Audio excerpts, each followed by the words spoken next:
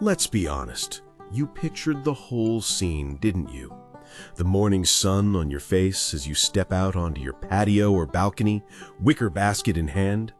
You envisioned plucking a perfectly sun-ripened tomato, still warm, so juicy it drips down your chin.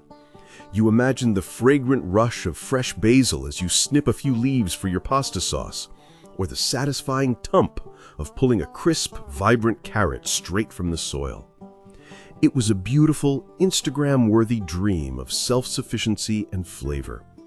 So you bought the cute pots, the fancy organic soil, the colorful seed packets with their perfect pictures. You planted, you watered, you waited with the genuine excitement of a kid on Christmas morning. And then, reality came crashing down. What you actually got was a botanical crime scene. A sad, wilting collection of yellowing, spotty leaves.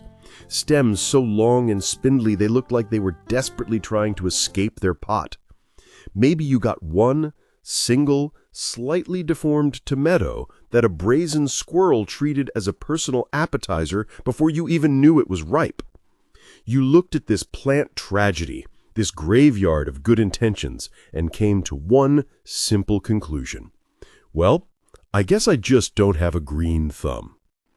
If that thought has ever crossed your mind, I'm about to let you in on the most liberating secret in the entire world of gardening. The green thumb is a complete and total myth. It's a convenient lie we tell ourselves to make failure feel less personal.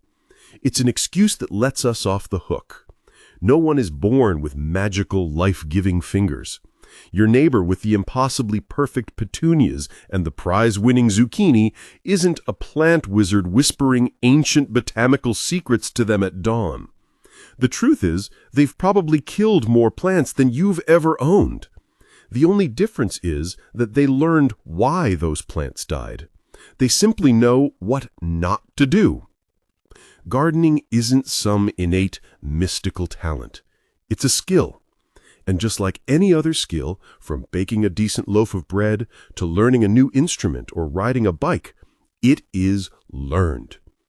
It's learned by understanding a few fundamental, non-negotiable rules, and more importantly, by avoiding the common pitfalls. The massive, frustrating chasm between the garden of your dreams and that sad plant cemetery on your balcony isn't a lack of cosmic energy or a flaw in your personality. It's a series of common, predictable, and entirely fixable mistakes. This video is your guide to leapfrogging years of that frustrating trial and error. We are going to expose the 15 biggest traps that ensnare almost every single beginner, turning their horticultural dreams into compost. By the end of our time together, you won't need a mythical green thumb, because you'll have something far more powerful: knowledge. And believe me, these mistakes start way earlier than you'd ever imagine. The shocking truth is that most beginner gardens are set up for failure from the very beginning, creating a blueprint for disaster before a single seed ever even touches the soil. And that foundation of failure is exactly where we're going to start.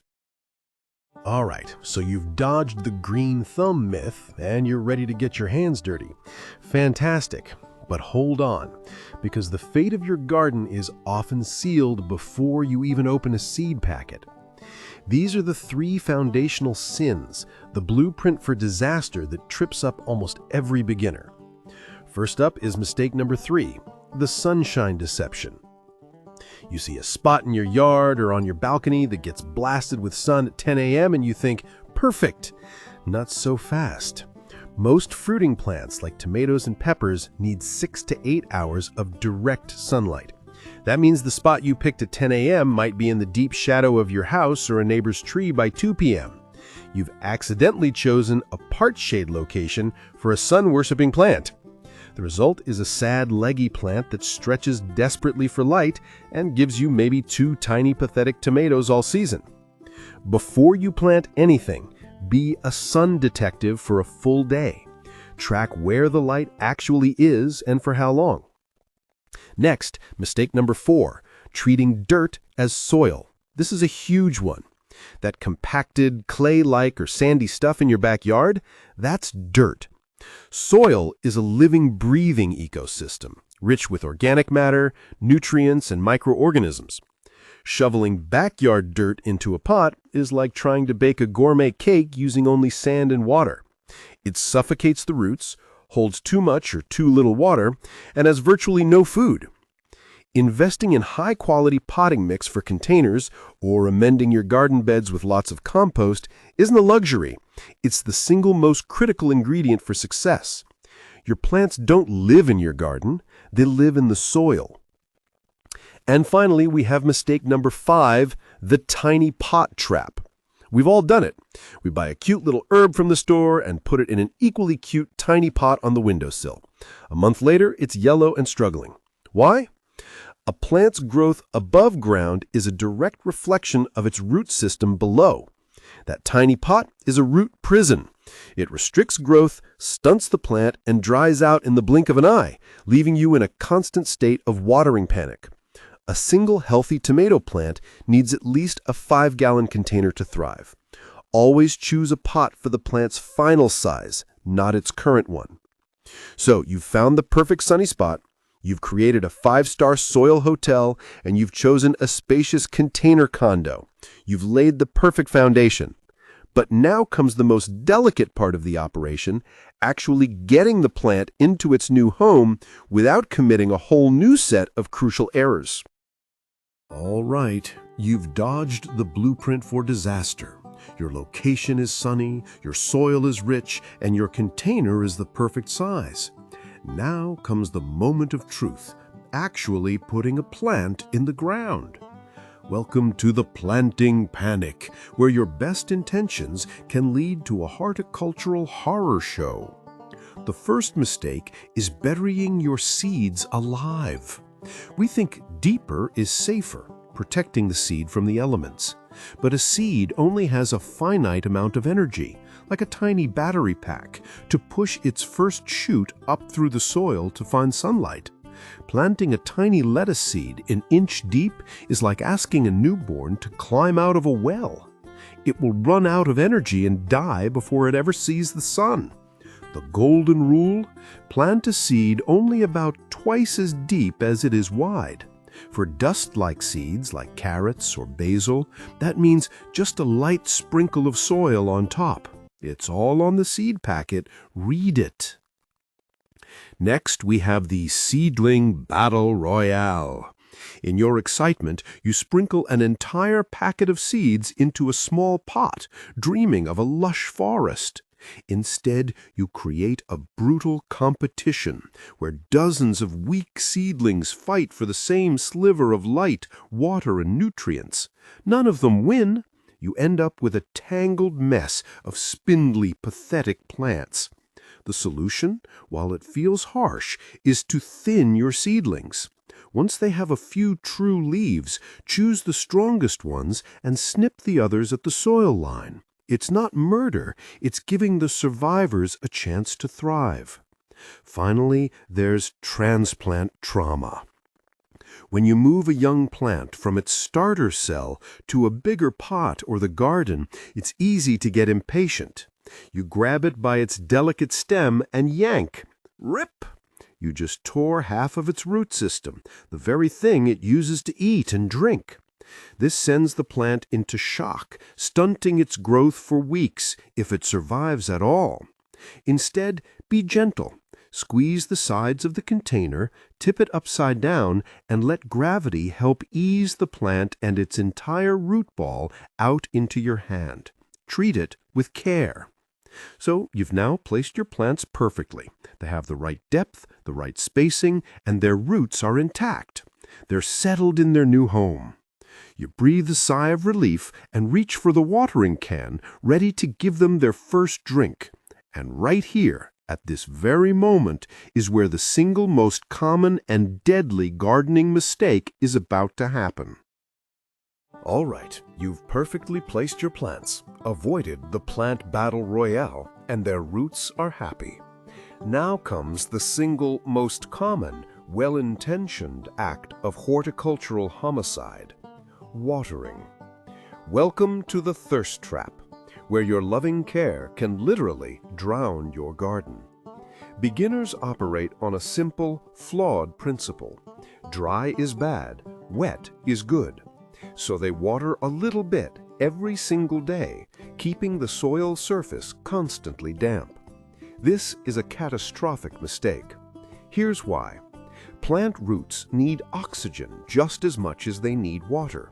When soil is constantly saturated, the tiny air pockets that roots use to breathe fill with water. The roots suffocate, stop functioning, and begin to decay. This is root rot. And here's the cruelest part of the trap. An overwatered plant looks almost identical to an underwatered one. The leaves turn yellow, and the whole plant starts to wilt. Why? Because the mushy, rotten roots can no longer absorb any water at all. Seeing this, the beginner thinks, "Oh no, it's thirsty," and adds even more water, accelerating the plant's demise. Equally damaging is the chaotic watering schedule. Forgetting for 4 days of a heat wave, then panic flooding the pot to make up for it. This feast and famine cycle sends your plants into a constant state of stress, preventing them from ever establishing a strong, resilient root system. So how do you escape the trap? Forget the schedule and use the ultimate tool, your finger. Before you water, stick your finger 1 to 2 inches deep into the soil. If it feels damp, walk away. Put the watering can down. If and only if it feels dry, is it time to water. When you do, water deeply and thoroughly until you see it run out the drainage holes, soaking the entire root zone. This encourages roots to grow down deep, making the plant stronger and far more resilient. Mastering this rhythm is fundamental because water does more than just hydrate. It's the highway system that delivers nutrients from the soil to the rest of the plant. But even if your highway is running perfectly, it's useless if you're loading the trucks with junk food or nothing at all. All right, you've mastered the art of not drowning your plants. But what about feeding them? This brings us to mistake number 5, where we give our veggies the equivalent of a junk food diet. The great fertilizer misunderstanding. The first mistake here is the simplest: starvation. Many beginners think that soil is just magic, that it contains an endless supply of food. But especially in pots and raised beds, your plants are like teenagers with a fridge. They will empty it, and fast. The soil's nutrients get used up, and without you replenishing them, your plants will become weak, pale, and unproductive. They can't build leaves, fruits, and roots out of thin air. But then there's the opposite, and far more common mistake: killing them with kindness. You see a plant looking a little sad, so you give it some fertilizer, then a little more, just to be sure. This is like force-feeding your plants. Most synthetic fertilizers are essentially salts, and when you use too much, you create a toxic environment in the soil that can literally pull water out of the roots, burning them and the leaves. You'll see crispy brown edges on the leaves and wonder what you did wrong. You loved it too much. The final piece of the puzzle is serving the wrong meal entirely. See those 3 numbers on a fertilizer bag, like 10, 10, 10 or 5, 105? That's NPK, nitrogen, phosphorus, and potassium. Here's the simple version. Nitrogen, N, is for leafy green growth.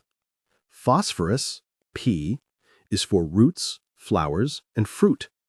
Potassium, K, is for overall plant health. Here's a classic example. You're growing tomatoes and you pour on a high nitrogen lawn fertilizer. You will get the most magnificent, lush, dark green tomato bush you have ever seen, with maybe 2 tiny tomatoes on it. You told the plant to make leaves, and it listened. Getting the food right makes your plant strong and resilient. But a plant under stress whether from the wrong food or too much of it, is sending out an open invitation for trouble. And that's the problem. It sends out red flags, but we're often not looking close enough to read them. All right, you got the right soil, the right sun, and you're not drowning your plants. Fantastic. But now we enter the CSI garden unit phase. This is where many beginners fail, not because of a big disaster, but because of 1,000 tiny cuts. We're talking about mistake number 10, number 11, and number 12, all rolled into one: ignoring the red flags. Your plants are talking to you, constantly. A yellowing leaf, a weird spot, a tiny hole, these are all messages. The first blunder is simply not showing up to read them. You water and walk away, thinking your job is done. The pro move is to take 60 seconds, just 1 minute every day, to be a detective. Flip over a few leaves. Look closely at the new growth. That's where you'll spot the first signs of trouble, like a tiny cluster of aphids. This leads directly to the next error: misidentifying the good guys. You see a bug and immediately reach for the spray. Hold on! That ladybug? She's not there to hurt your tomatoes. She's there for an all-you-can-eat aphid buffet. She is your free organic pest control. Mistaking a beneficial insect for a pest and killing it is like firing your own bodyguard right before a fight breaks out. Learn to tell the difference between a hoverfly larva, which devours pests, and a destructive caterpillar. A quick search online can save your garden's allies. And that brings us to the final, fatal flaw in this detective story: procrastination. You spot a few tiny whiteflies. You think, it's not a big deal. I'll handle it this weekend. By the time the weekend rolls around, that small colony has exploded into a full-blown invasion, weakening your plant and covering it in sticky honeydew. A problem that could have been solved by a quick spray of soapy water now requires a full-scale intervention. When it comes to pests and disease, a stitch in time literally saves your vine.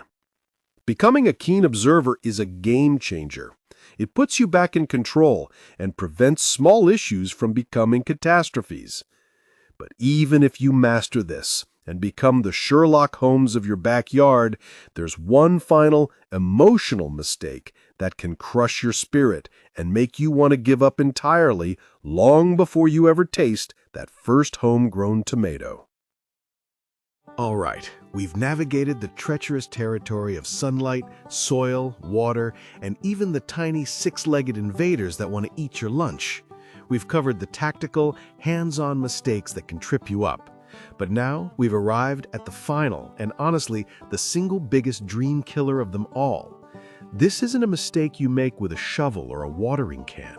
It's a mistake you make right here, in your head. I'm talking about the deadly combination of impatience and the expectation of perfection. You've seen the time lapses, the picture-perfect Instagram harvests, and you expect your garden to operate on a Netflix binge-watch schedule, instant gratification. But nature works on a different clock.